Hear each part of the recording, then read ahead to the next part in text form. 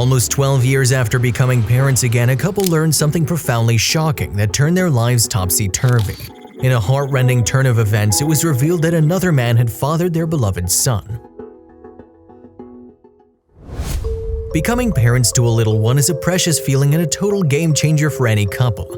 The moment parents lay eyes on their bundle of joy, their hearts swell with indescribable emotions, and they understand the essence of genuine love. Holding a tiny life in one's arms is an experience unlike any other, and gives parents a sense of finally being home.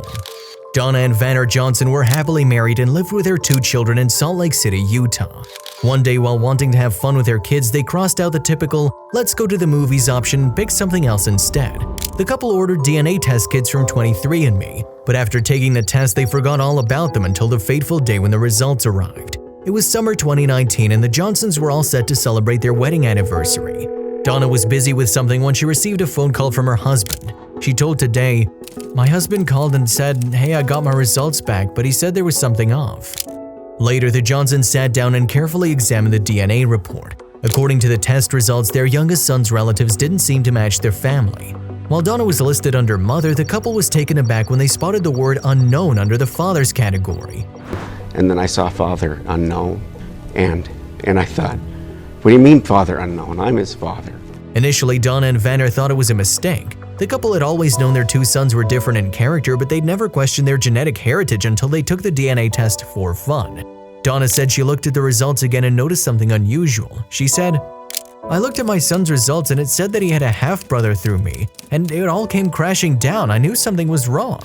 The Johnsons recalled that after the birth of their first child, Vanner underwent 3 hernia surgeries that damaged his vas deferens, making it impossible for the couple to have another baby without medical intervention. The Utah-based couple said they always wanted a large family, so they sought help from the University of Utah Center for Reproductive Medicine to undergo IVF. Shortly afterward, Donna noted that she became pregnant with their second son, Tim.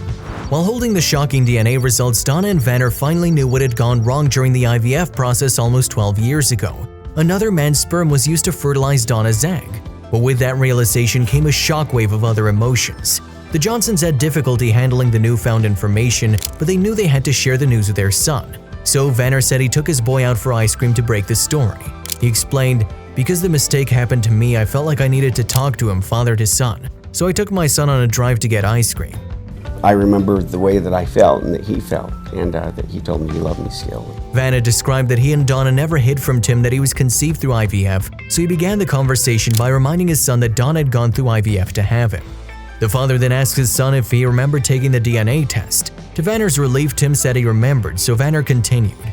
"Then I said that the test found that when we got pregnant with you and we went through IVF, something happened in the lab, some kind of mix-up, and it turns out that I'm not your biological father." Vanner recalled how his 12-year-old son looked down at his lap throughout the conversation, and after hearing the shocking news, he started looking out the window. Then he turned to look at his dad and asked him if she was sure about it. When Vanner assured his boy was all true, Tim replied, "The only thing I wish is that I knew I would look like you with your genes."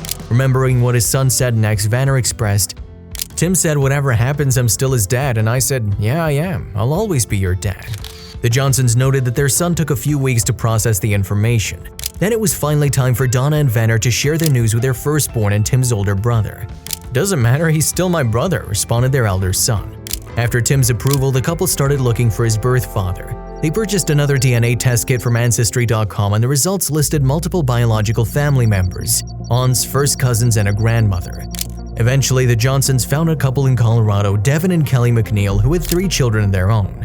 Devin told his wife about a strange phone call he received from a man named Vanner who asked if they ever did IVF. The Johnsons and McNeils chatted on FaceTime, and after a round of questions, Devin agreed to take a DNA test paid for by the Johnsons. While both the families waited for the results, they stayed in touch through text and FaceTime. Donna recounted how she searched for Tim and Devin's face every time she saw him but couldn't make a connection because Devin had a beard.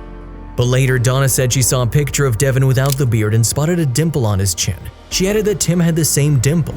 Finally, Devin's test results arrived and confirmed what the families had suspected all along: Devin was Tim's birth father. Next, the McNeils sat down with their 3 children aged 6, 8, and 13 at the time and told them they had a biological half-brother. Devin and Kelly said they were thrilled to learn that all 3 of their children were eager to meet Tim. Kelly also recollected a profound saying her 8-year-old son said. She mentioned, he said, "I heard on a show once that life doesn't always give you the gifts that you want, but the true gift is life itself." It was from some cartoon he was watching. I remember thinking we needed to write that down because our child just taught us all a lesson. According to Daily Mail, both couples filed a lawsuit to seek damages from the Utah clinic. They've also managed to stay in touch and maintain a cordial relationship, but they continue to process the emotional baggage that came with a shocking revelation. While Tim will always be Vanner's son, the emotionally exhausting experience certainly left him, Donna, and the McNeils with a lot to handle, and we only hope no other family has to go through the same. If you liked the video, please give it a thumbs up and consider sharing it with someone who may find it interesting. Thanks for watching, and I'll see you in the next video.